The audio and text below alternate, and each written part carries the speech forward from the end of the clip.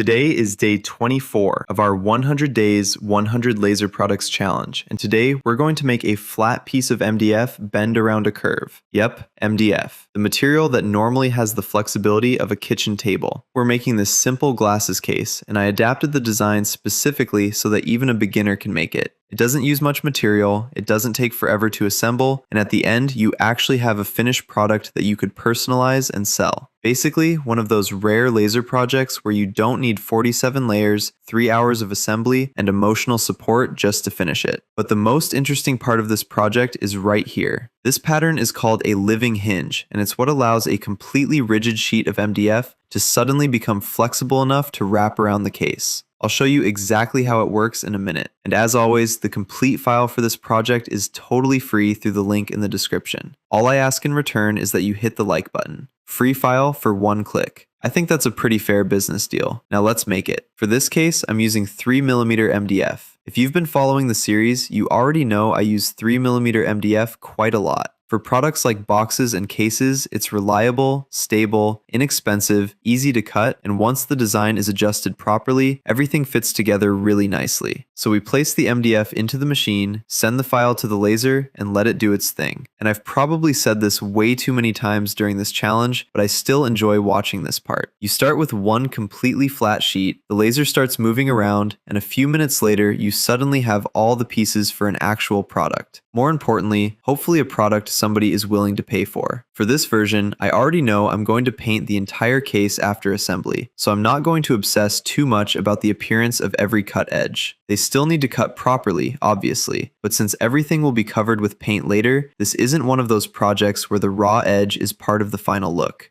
Now look at this piece. Before cutting, this was completely rigid, and now it bends almost like rubber. Apparently MDF just needed a little encouragement. This is what we call a living hinge. Instead of trying to physically bend a solid sheet of MDF, the laser cuts a repeating pattern of thin lines into the material. Those cuts create small, flexible sections, which allow the entire piece to bend around a curve without breaking. And once you understand this technique, you're not limited to glasses cases. You can use the same idea for boxes, curved lids, cases, containers, and all kinds of designs where you want a flat material to follow a curved shape. The construction itself is pretty straightforward. I start with the side pieces and fit them together first. Then those pieces slide into the large flexible section that contains the living hinge. And this is where you really see why we needed that pattern. The large piece simply bends around the shape of the case instead of fighting against us like a normal sheet of MDF would. Once that's positioned properly, the final back piece goes into place and closes everything up.